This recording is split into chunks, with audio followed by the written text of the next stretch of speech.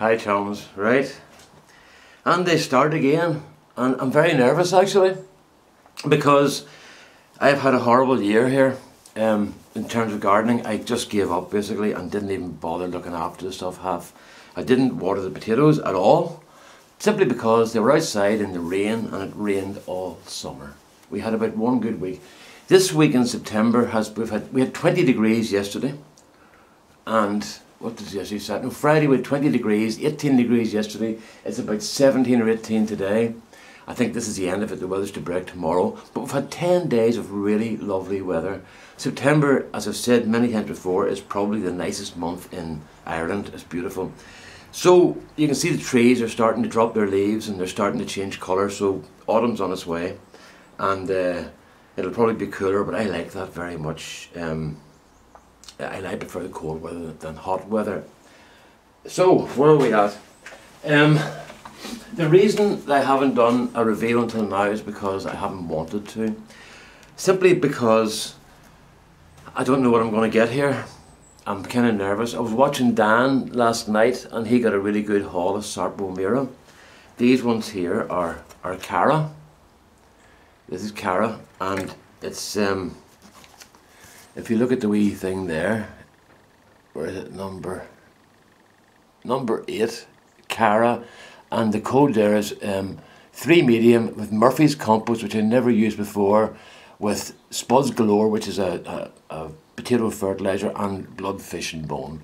So, well, all we can do is open her up and see what happens. So number 8, Cara. I haven't even opened my Charlottes, which should have been open in around about August time. This doesn't feel very heavy, but mind you, it hasn't been very wet recently, you know. It took me ages to get organised for this, you know, to find my wee piggin. I'm talking about piggins. My friend Cooper up in, oh look at that there, a slug.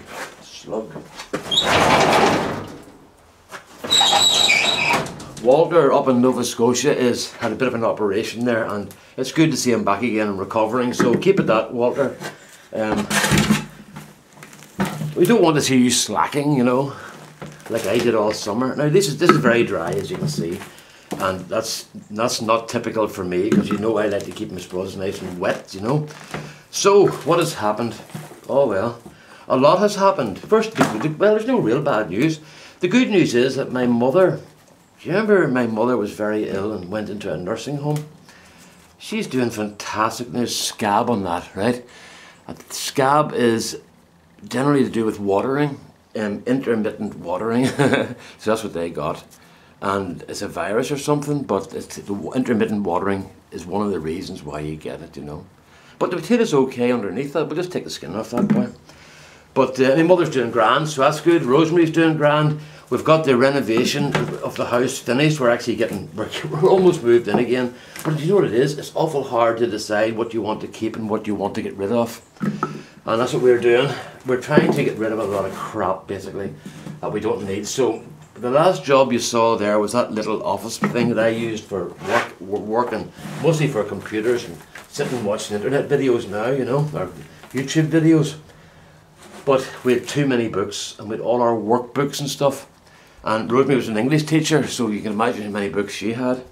I was mad, so I didn't have that many books, but I had lots of resources that I had made up over, like you can build up a lot of stuff over 30 years, you know. So all that went into the bin, and what was I going to say to you? Yeah, so that's all that work stuff cleared out. Now I did keep some Mal's books, because I like Mal's books, and Rosemary kept a few of her favourite English books. But the rest all went to, well, our worksheets and all, they went into the bin. You might say that's a terrible thing, throwing all that years of experience in the bin. When Rosemary and me both started, nobody gave us a single handout. You know, we had to make all our own stuff. So I'm not, why shouldn't everybody else do the same? Because if we keep passing our own stuff down, no matter how good it is, people get stale and get lazy. And I remember in a situation one time where I got told off at work by people who went to my filing cabinet to get resources that I had made and there were none there because somebody else had taken them all, you know. And I got told off because I didn't have my own resources in my filing cabinet by one of my colleagues. And I was sitting listening to this person thinking, are you for real?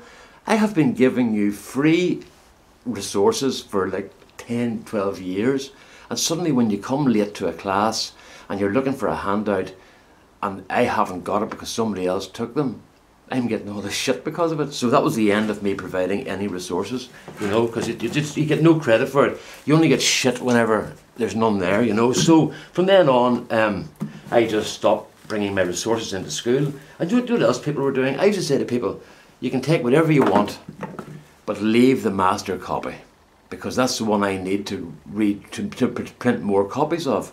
And the master copies went as well, because nobody gives a shit about you, you know.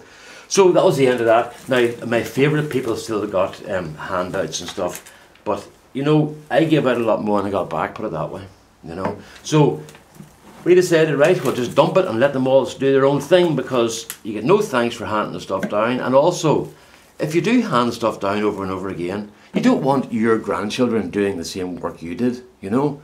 And it's amazing how you see your own stuff coming back. When I got students in from schools, and they said to me, we've done that. And I went, how could you have done that? Sure, that's mine. Our teacher gave us that. So stuff was passed outside the college as well. People's friends were getting my stuff as well and presenting it in their maths classes.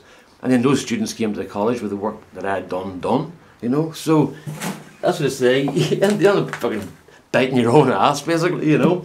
So that was it. No more resources. So they went into the bin. We kept some of the books we wanted, but the big problem has been novels. Oh my goodness, novels. We have so many books. Rosemary is a voracious reader. I don't read as much. I don't read books as much as she does. I tend to read magazines, and I love the internet because you can dip in and out. That's the sort of books I like. I like reference books where you can dip in and out of them, you know. So, and get what you want at the time. But I also love horror books, right? I love getting scared. And there was a guy called Richard Lamon. He was an English lecturer in a university in America somewhere, I can't remember where it was. Very, very good lecturer. And he wrote pulp horror. And it was the most gory, offensive, scatological almost, violent stuff you could imagine, you know. I tell you what, he had no problem with his imagination. And myself, I got to love it, and then my son got to love them. And we have almost all his books. So he's dead now. He died a couple of years ago. And I'll tell you what, he died, and they found a few partly written books and short stories, and the ghostwriters have done a really, really good job writing as him, and they've produced some super books, and you wouldn't even know that, you wouldn't know where the seam was where they took over when he left off, because it's so good. But he had also written with other people as well who knew his style inside out, so it meant that they were able to get more books out, which was good. So I'm keeping all my Le Mans books, and some of my Richard King books. I'm not keeping the one, Richard King, the one with the clowns. I don't like clowns, and I thought I'll read this book about clowns because I don't like clowns, but it actually scared me even more than I was scared of clowns. See, when I was a wee boy, I think I've said this before, I was at a circus with my Aunt Lizzie in Carrickfergus, and a clown came over to me. It's only about 3, and he looked at me, and he had this big smiley face, except that the smiley face was drawn on, and his real mouth was really bad-tempered looking. He looked totally angry and pissed off, and it really confused me. How can a happy clown look like this? And there was that juxtaposition thing, and that stayed with me for the rest of my life. I do not like clowns. Clowns freak me out. So, I'll try this. I think it's It, and I didn't like it at all. You know, it's a good book, but I just didn't like it because of the whole clown thing, you know. But I think he was playing in that juxtaposition thing as well, you know. So I'll keep it, but I'll keep some of the other ones. But the problem is, which are the best of the best, you know. That's the problem, you know.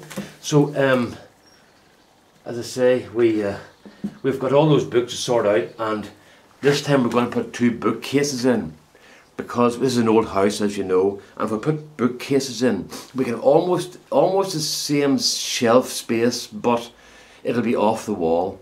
and there'll be air circulating behind the books, and we'll not have that damp thing, or books holding damp, you know. So it'll be good. So if we get that done by Christmas time, I'll be happy enough, you know. There's only one spud there that's not very good, that one there, you know. But we'll see what we've got. I just need some spuds for dinner tonight, and Rosemary got picking what she wanted, because we're having some sort of a pork chop casserole. Sorry to all the vegetarians, but I'm an omnivore. So I tell you what, folks, it doesn't look very good compared to other reveals I've done, but I'm very pleased with it, to tell you the truth, because I did nothing this summer. I was really lazy. I think part of it was that I'm worn out.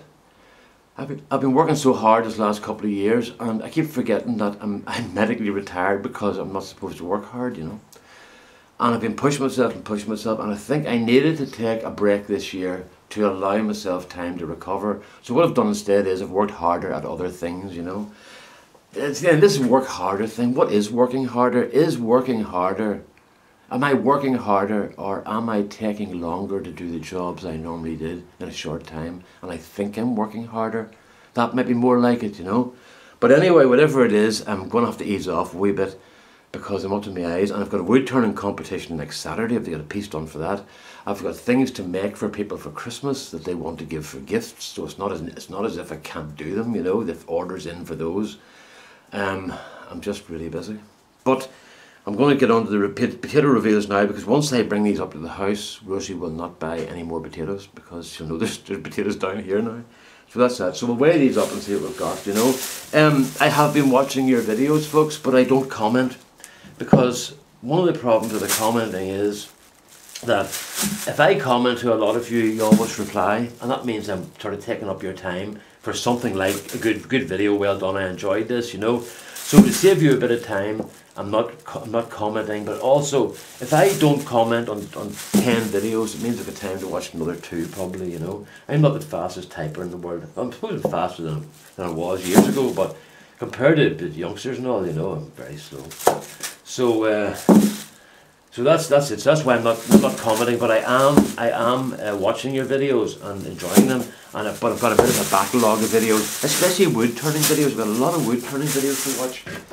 Right, where are we at now? Get the gloves off. Oh dear. So then I got Rosemary's shed painted. That was a big job. It was a big job for me, you know, but it's done. So I'm very pleased with that. Right, where we are. There's our. We get on there, and then we zoom in. So there's no cheating allowed. Right, there we are. We'll see. Oh, that's not bad there, is it? I'll just look, I'm going to settle on that, because if I don't, I'll be here all day trying to organise it. Right, turn this thing on. Hello! And what are we on? We're on pounds. Oh, I have to do my calculation between kilos and pounds. I'm very, very rusty. Right, what have we got? Oh, not very good. 3.5 pounds. What's that? 2.2. About 1.4 kilos would that be? What do we see? 1.57 kilos. So what is that? 3.4. So 3.5 pounds. It's not great compared to normal, but it's a lot better than what I have been getting recently, you know. So what do we see now? Just put that down there. Right, where are we at then? So what are the plans for the future then? What I'm going to do is I'm going to do potato reveals probably about twice a week now. I'll do potato reveals, and I'll get the wee stories going again and stuff. And if nothing else, if there's no potatoes, maybe I'll not bore you completely, you know. But I am quite concerned about the potato situation. If I don't get a good lot, I'll just open 2 at a time. That's all I can do. So there you are, folks. Thanks very much for watching, and welcome to the 2015-16 potato reveals. This is it now. Okay, all the best now. Bye bye.